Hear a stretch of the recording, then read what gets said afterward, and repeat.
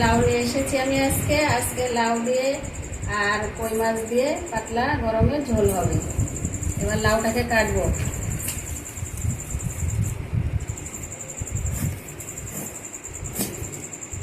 হ্যাঁ, লাউটাকে কাটলাম। এবার আর একটা কাটা দিলাম। হ্যাঁ, এবার এটাকে থালায় দিয়ে ছোট ছোট টুকরো টুকরো করে কেটে নেব। এটাকে ছোট ছোট টুকরো টুকরো করে কাটবো।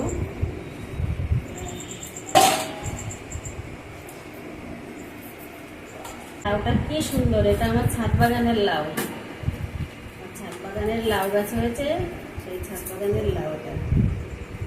আমার লাউ কাটা হয়ে গেছে, লাউটা রেখে দিলাম। এবার আমি দুটো আলু কাটবো।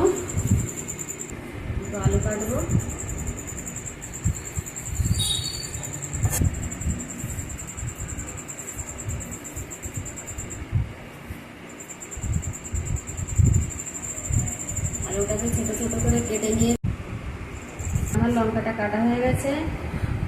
এবার আদাটাকে কাটবো।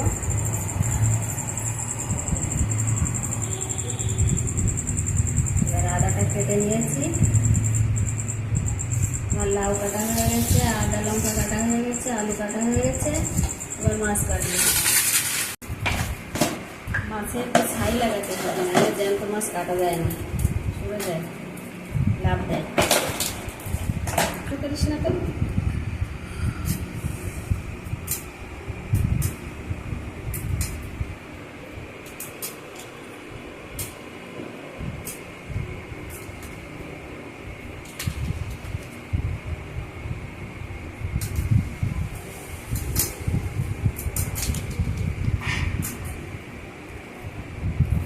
জ্যান্ত মাছ কাটা ঝামেলা আছে।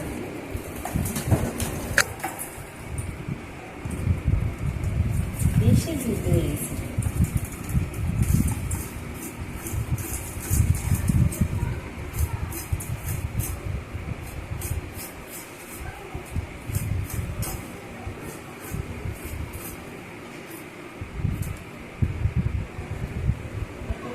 কি আছে রে?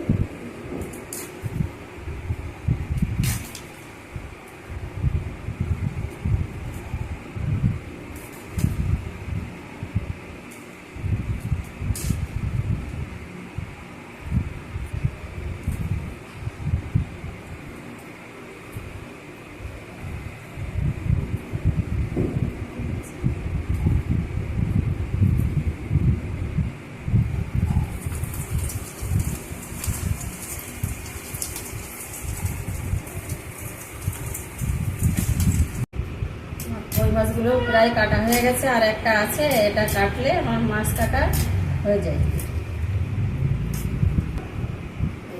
আর একটা আছে।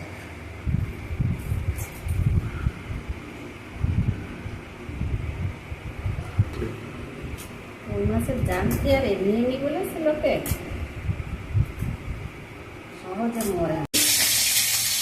মাছগুলো একটু ছোট আছে, কিন্তু বেশি কই মাছ, এটা ঠিক ছোট।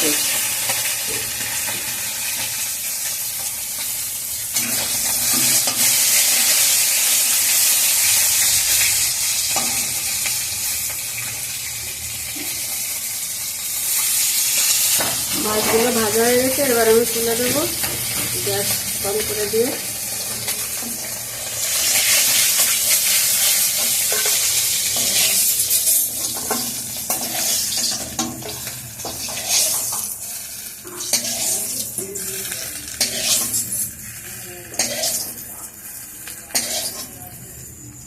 এবার আলুটা দিয়ে দিচ্ছি।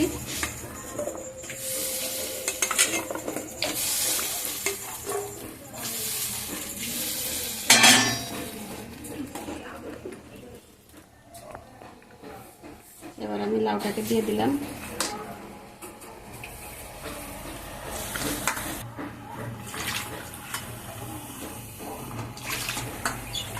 এবার সব লাউগুলো দিয়ে দিলাম।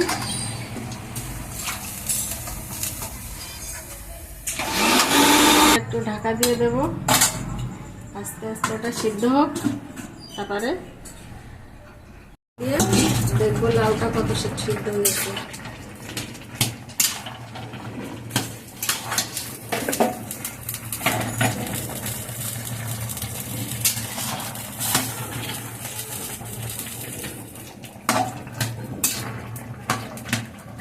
লাউটাকে একটু ঘুটে দিই।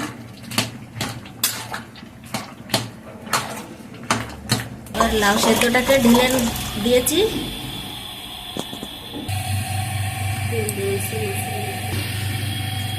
এবার আমি দুটো তেজপাতা দিয়ে দিলাম।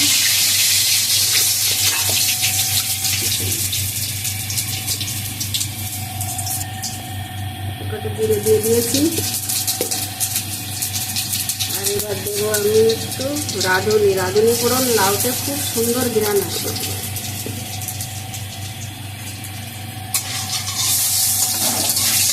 জিরেটা একটু নাড়াচাড়া করে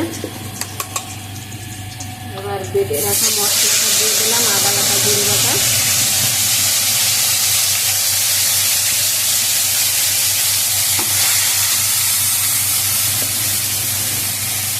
দিয়ে দিয়েছি।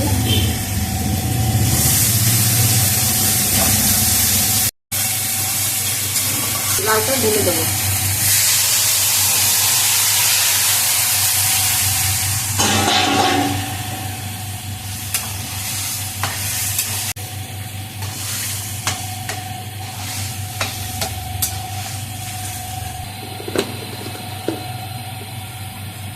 এবার পরিমাণ মতো নুন দিয়ে দেবো।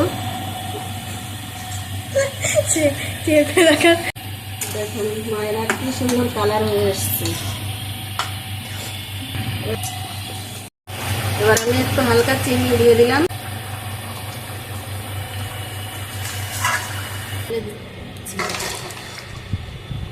কই মাছের লাউ দিয়ে পাতলা ঝোল গরমে।